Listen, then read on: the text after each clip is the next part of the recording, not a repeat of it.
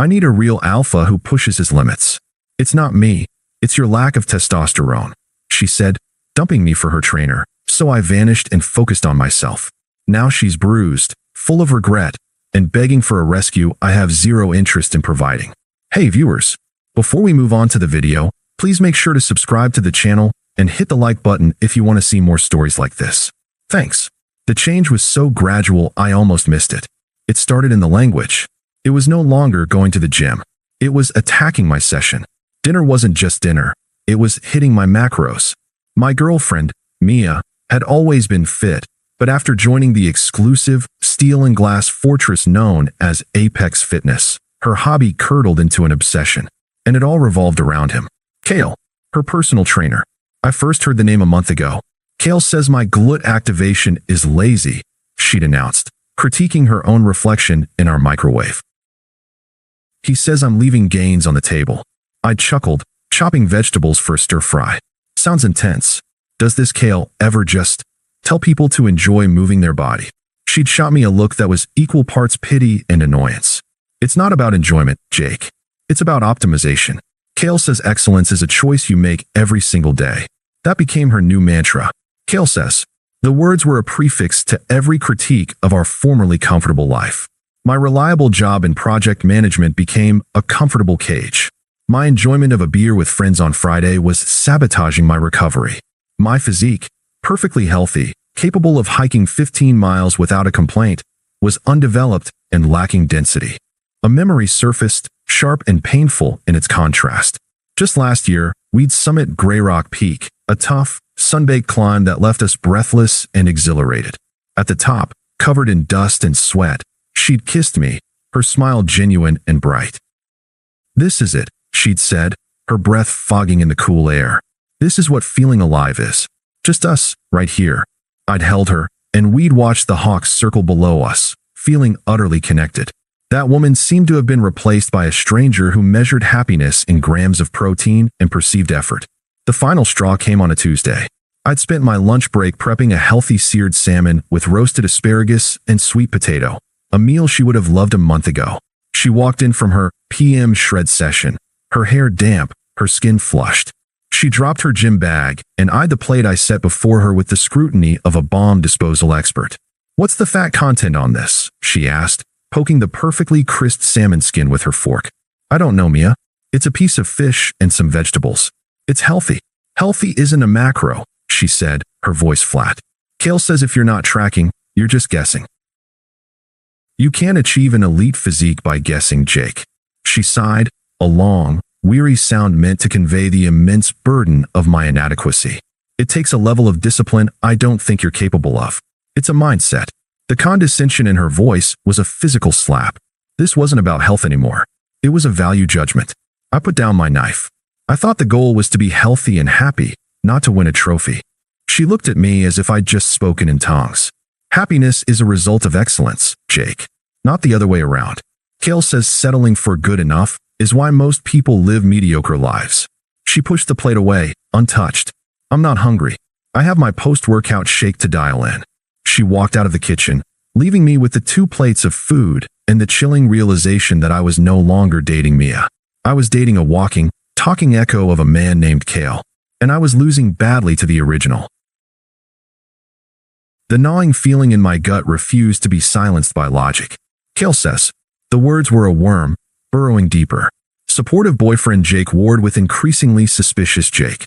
I decided on a gesture, a peace offering to the woman I hoped was still in there somewhere. I'd surprise her after her session and suggest dinner at that new sushi place she'd mentioned weeks ago. Apex Fitness was a temple of polished concrete and grunting effort. The air smelled of bleach, sweat, and expensive cologne. Through the floor-to-ceiling windows, I saw them before they saw me. They were in the free weights area. Mia was on the bench press, the bar loaded with more weight than I'd ever seen her handle. And Kale was there, leaning over her, his hands not just guiding the bar, but practically enveloping her, his chest pressed against her shoulder, his face inches from hers. He was whispering something in her ear as she strained. It wasn't professional. It was possessive, intimate. She laughed after the rep, a breathless, flattered sound I hadn't heard from her in weeks. He didn't move away. His hand stayed on her lower back, a claim staked. I felt the Thai food from last time threatened to make a reappearance. I didn't go in. I just turned and walked back to my car, the image seared into my brain. The ride home was a blur. That evening, the apartment felt like a stranger's house. She came in later, still buzzing with that post-Kale energy. She didn't mention seeing me. I was chopping vegetables, the knife hitting the board with a sharper rhythm than usual. "We need to talk," I said, my back to her. "Okay," she replied, her tone already defensive, as if I were about to criticize her form. I turned around, leaning against the counter. "I stopped by Apex today." Her face went carefully neutral. "Oh, what?" "I was going to surprise you. Suggest dinner." I let the sentence hang in the air, watching her. She didn't flinch. She just waited, her arms crossed. "I saw you. With Kale." Her chin lifted a fraction. "A challenge. And, is there something going on with you and him?" The question sounded pathetic, even to me. I already knew the answer. She didn't even bother to deny it. A strange, relieved smile touched her lips, as if she'd been waiting for this moment. It was inevitable, Jake. The coldness in her voice was absolute. Being around someone who operates at that level, it rewires your DNA. He lives at a 10. Everything is passion, intensity, maximum effort. You. She looked me up and down, and I saw not the man she'd loved, but a symbol of everything she now despised. "You're comfortable. You play it safe. You're a solid 6 out of 10 on your best day." The numerical rating was so absurd, so reductive, that I almost laughed. But the cruelty behind it kept the sound locked in my throat. I need a real alpha who pushes his limits, who isn't afraid of discomfort. I can't live a 6 out of 10 life anymore. "It's not me, it's your lack of testosterone." Lack of testosterone. The words echoed in the silent kitchen. All my support, my stability, my love, reduced to a character flaw. She delivered the final blow with a serene, breathtaking entitlement. Kale is a king, and I need a king. I looked at her. I saw the woman from the mountaintop, now buried under a layer of performative hardness and toxic inspiration. I didn't feel anger anymore. I felt a vast, hollow sadness for her, for the person she was throwing away for a man who defined his worth by a weight rack. The storm of emotions, the betrayal, the hurt, the rage, froze into a single, crystalline point of clarity. There was nothing to fight for here. The person I loved was already gone. I simply nodded, my voice eerily calm. "Okay, enjoy life at a 10. I turned my back on her, walked to our bedroom, and closed the door. I didn't slam it. The soft click of the latch was more final than any scream could ever be. The conversation was over. We were over. The silence in the spare room of my buddy Eric's apartment was a physical thing. It was heavy, but it was clean. It didn't smell of protein powder or echo with the ghost of condescending critiques. It was mine. The first night, I didn't sleep. I replayed the scene on a loop, the coldness in her eyes, the numerical rating, the serene delivery of the kill shot. Each time, the icy calm I'd found at the end would spread, numbing the raw, jagged edges of the betrayal. A 6 out of 10 life. The sheer absurdity of it began to outweigh the pain. It was the mantra of a cult member, not a partner. The next morning, I made a list. Not an emotional one, a logistical one. A plan of action was the only thing that kept the ice from cracking. Get keys from Super. Get boxes. Move out when she's at the gym. Block everywhere. I executed it with a detached, surgical precision. I called the building Super, told him I'd lost my key. He grumbled, but made a copy. I bought 20 small boxes from U-Haul. I didn't want to waste time assembling big ones. On Wednesday, I knew she'd be at Apex for her 2-hour alpha conditioning session with Kale. I took the day off. I walked into the apartment at 10 a.m. It was exactly as I'd left it. The 2 plates of uneaten salmon were still on the counter, now dried out and pathetic. I didn't pause. I didn't look at the photos on the mantle. I was a ghost, methodically dismantling my own existence from the space. I took only what was unequivocally mine. My clothes, my books, my hiking gear. I left anything that was ours or tainted by the new her. The fancy blender she used for her shakes, the food scale, the supplements. The work was mechanical, numbing. Each box taped shut was a door closing. By 2 p.m., my car was packed. The apartment looked largely the same, just emptier. As if a roommate had moved out, not a fiancé. I did one last walkthrough. I stopped in the doorway of the living room. I took a single deep breath. I didn't feel sadness. I felt nothing. A vast, empty neutrality. I took my key off my ring. I walked to the kitchen counter, and set it down beside the petrified salmon. It made a final, metallic click against the quartz. I walked out and didn't look back. In the car, I did step 4. I pulled out my phone, blocked her number, blocked her on Instagram, Facebook, WhatsApp. I didn't deactivate my accounts. I just removed her. I didn't make a grand statement. I just made myself disappear. Then I drove to Eric's, carried my boxes into the spare room, and closed the door. The silence welcomed me back. It was my armor. The next few weeks were a blur of routine. I went to work. I answered, "I'm fine," to the few concerned queries. I didn't offer details, but I needed an outlet. The gym was tainted. Running felt like fleeing. I found a Brazilian jiu-jitsu gym near my office. It was the antithesis of Apex Fitness. Humble, focused, quiet. There were no mirrors. The first time I stepped on the mats, I was submitted by a 15-year-old girl in under a minute. It was the most humbling and centering experience of my life. I was hooked. It wasn't about aesthetics. It was about leverage, technique, and calm under pressure. It was a better kind of strength. The first crack in their perfect world came through a text from Ben, a mutual friend. It was about a month after I'd left. Ben, dude, ran into Mia and her new dude at Whole Foods. Yikes. I stared at the message. It felt like a probe. I didn't know what story she'd spawn. Me, oh yeah? The 3 dots appeared immediately. Ben, yeah? Teased a lot. They were arguing over which almond butter had the best purity profile or some shit. He was talking to her like she was a misbehaving dog. It was uncomfortable. She looked super tense. I didn't respond. It wasn't my circus. But the rumors kept coming. My friend Lisa was at the same barbecue I'd opted out of. Jake, it was bad, she said over coffee. He was there, holding court, talking about beta energy and lecturing everyone on their life choices. Mia just sat there, not saying a word. She's lost so much weight. She just looked scared. And then he made some comment about Mike's dad bod, and Mike told him to fuck off. Kale got right in his face, chest puffed out, like he was going to fight him. Over a joke. Everyone just left after that. The picture was becoming horrifyingly clear. Kale's alpha persona was a fragile mask for a deeply insecure, violently possessive man. He was isolating her, monitoring her, draining the vibrant woman I'd known right out of her.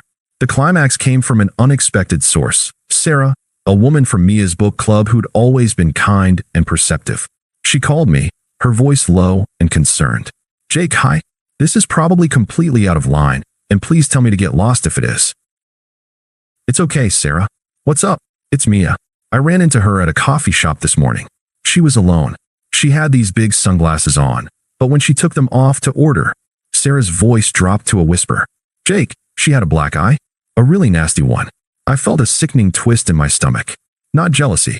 A cold, dark sense of vindication mixed with pity. What did she say? I asked, my voice flat. She said it was a kettlebell accident. Swung back too far during a workout. Sarah paused, but she wouldn't make eye contact. And she flinched when the guy behind the counter moved too quickly. She looked like a hostage. I'm really worried about her. I see, I said, the 2 words feeling utterly inadequate. I thought you should know. Thanks, Sarah. I appreciate you telling me. I ended the call. Karma wasn't a lightning bolt. It was a slow, creeping frost, and it was freezing her world solid. She had chosen chaos disguised as passion. A dictator over a partner. She had left a life of quiet respect for a gilded cage, and the door had finally, violently, locked shut behind her. The first attempt was a text from a number I didn't recognize, 2 days after my talk with Sarah. Unknown number. Jake? It's Mia. I keep thinking about that hike up Grey Rock. That was real. Can we please talk? It arrived while I was drilling an armbar transition at the BJJ gym. I read it once, my muscles burning with a productive, honest fatigue. The mention of Grey Rock was a calculated pull at nostalgia, but it felt hollow. I deleted the message and blocked the number. The action was clean, requiring no thought. My piece was not a negotiation. A week later, my phone buzzed with a call from Rachel, Mia's most persistent friend. Jake, hey, look, I know this is weird. She started, her voice artificially bright. It is, I replied, my tone neutral. It's just, Mia's in a bad way. That Kale guy is a legit psychopath. He's cut her off from everyone. She's miserable. She knows she messed up, epically. You were always so good to her. She just needs to hear a friendly voice. You know, I could hear the script she'd been given. I remained calm. I'm sorry she's in a difficult situation, Rachel. But she made her choice very clear. My piece isn't up for discussion. I ended the call before she could rebut. The circle of silence around me tightened. It felt stronger. The third attempt was the mask fully coming off. It was late. The caller ID showed unknown, but I knew. I answered, saying nothing. A choked sob echoed down the line. Jake. Her voice was raw, slurry. She'd been drinking, or crying, or both. I remained silent. Why are you doing this to me? The plea turned sharp, accusatory, in a heartbeat. How can you be so cruel? I said I was sorry. What more do you want? I need you. I could hear her breathing, ragged and wet. The performance wasn't working. Are you happy now? She shrieked, the sound grating against my ear. I'm being abused, you asshole. Don't you care? Is this what you wanted? To be proven right. There it was. The true colors, blazing through the tears. It was never about remorse. It was about utility. I was a tool she needed, and I had the audacity to be unavailable. Her anger was the pure, undiluted rage of the entitled being denied. I didn't speak. I didn't hang up. I just held the phone, a silent witness to her unraveling, until she finally gasped a wet, furious curse and ended the call herself. The email arrived a few days later. The sender address was a jumble of letters, mias.redemption.attempt@gmail.com. A secret, desperate channel. The subject line was, I was wrong. The body was a waterfall of text, rambling and pleading. Jake, I don't know if you'll get this. He checks everything. This is the only way. I can't do this anymore. It's a prison. He isn't who I thought he was. He gets so angry. He says it's because he loves me too much. But it's scary, Jake. I'm scared. I have no one. He made me push everyone away. And I was so stupid. I thought it was passion. But it's just control. I think about you every day, about how safe I felt, how you never looked at me like I was a possession. You looked at me like I was a person. I made the worst mistake of my life. I need you to save me. Please, just let me come home. I can't breathe here. Please. I read it once. Then I read it again, slower. I looked for genuine accountability in the word vomit. I found only fear and a desperate desire to be rescued. I need you to save me. Not, I want to fix what I broke. I opened a new reply. My fingers hovered over the keys. The silence in my apartment was complete. This wasn't about anger. It was about drawing a line in the sand so deep and permanent that not even her desperation could cross it. I began to type.